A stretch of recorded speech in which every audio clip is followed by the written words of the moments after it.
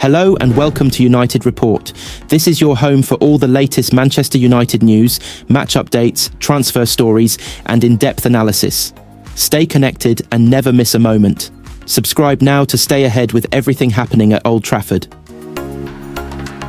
Former Manchester United manager Jose Mourinho has sent current boss Ruben Amorim a message of support amid his struggles at Old Trafford. Mourinho, who won 3 trophies managing United between 2016 and 2018, also revealed that he has a good relationship with part owner Sir Jim Ratcliffe, who's become an increasingly unpopular figure among fans. In 2018, Amorim visited United for a week-long internship under Portuguese compatriot Mourinho. The 40-year-old has been the main man at Old Trafford since November, winning just 11 of his 24 matches with the Red Devils. But Amorim has the support of his former mentor, who's now in charge of Fenerbahce, and could come up against United in the Europa League final should both clubs advance. He's a good kid, Mourinho, 62, told Sky Sports. Always very respectful to me. We had a good relationship for a few years. He knows I wish him well.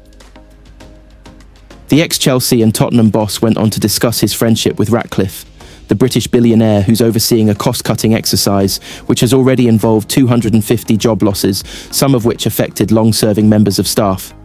United recently announced that up to 200 more roles are now at risk in a fresh round of cuts.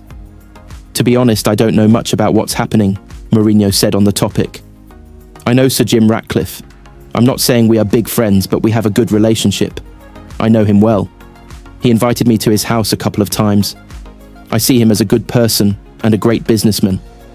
Of course, I feel for some of the people that I know losing their jobs, but hopefully it goes in the right direction. Amorim revealed in November that Mourinho had given him some advice after taking the United job. He sent me a message and told me that this is a lovely club, a big club, with lovely people, and that is correct. It still is, the former Sporting Lisbon manager said. But a lot of things change, and we are in a different building now. We are building a new one, and I am a different guy. I was learning at the time, and I hope to now teach something here too, to my players.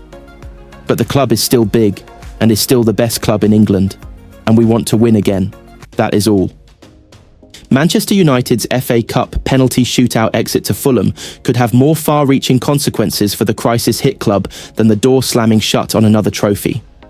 Defeat to Marco Silva's side means the only silverware left for United to play for this season is the Europa League, with the winners guaranteed a place in next season's Champions League. Failure to go all the way and win the Europa League would leave United without any European football next season, only the second time that will have happened in the past 3 decades. If that scenario unfolds, which is highly probable given United's current form, means they are unlikely to win the Europa League, they will find it hard to attract top players in the summer. Given United's financial problems, £300 million losses over the past 3 years, they were always going to have to be smarter with their recruitment than they have been in recent times. Against the backdrop of those financial constraints, which has already seen them lay off 250 staff, with up to 200 more set to follow, United must be frugal and shrewd with their summer business. But even accounting for that, as well as the need to sell players before they can buy, United will find it hard to attract players of sufficient quality if they cannot offer European football. United's record goalscorer and former captain Wayne Rooney underlined the scale of the recruitment crisis facing his old club by admitting the best players will think twice about moving to Old Trafford. If I'm a top player playing in a different country and Manchester United came to sign me now, I'd be thinking I'm not sure, said Rooney. United have spent a lot of money over the last 10 years. The structure hasn't been there because a certain manager hasn't had a long enough period of time.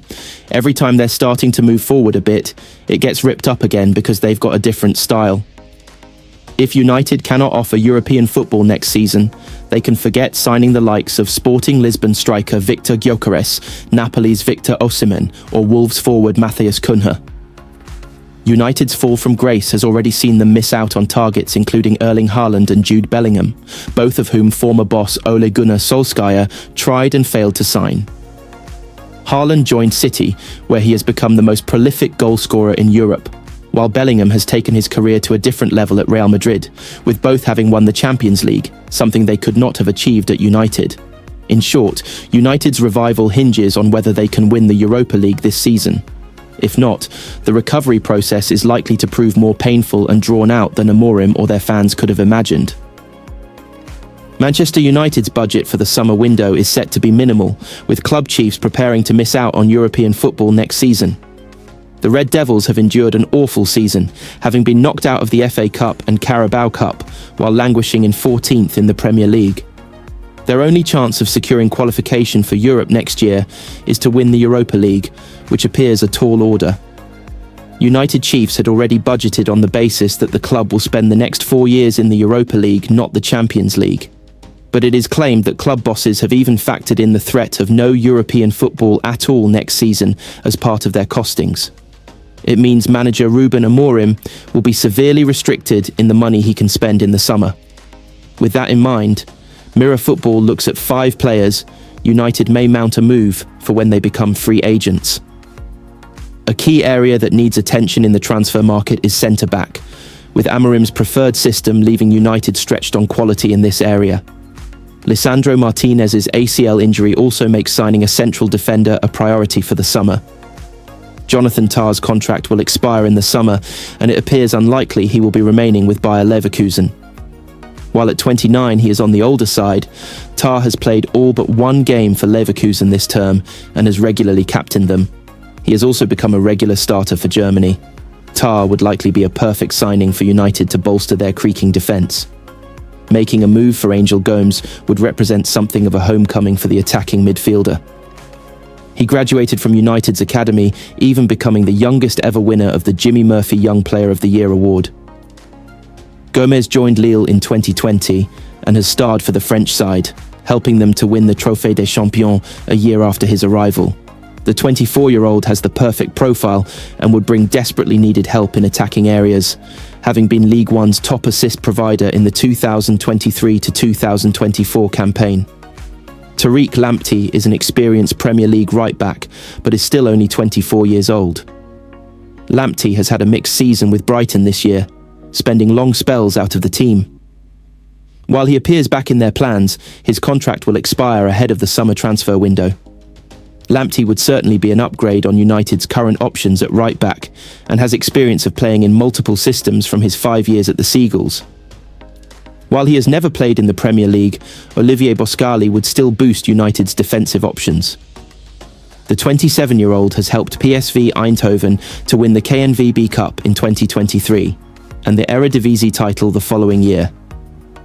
He has also captained the Dutch side this season, displaying the leadership qualities that United badly need. The fact he isn't part of France's national team would also allow him to spend more time with Amorim on the training ground. While most of these players are defensive options, United clearly need the most help in central midfield. Frank Anguissa would fill that role perfectly, having been a key man for Napoli in their title challenge this season. He has also earned 60 caps for Cameroon at international level. The 29-year-old has displayed an ability to stay available, having featured in all but 2 games for Napoli in all competitions this season.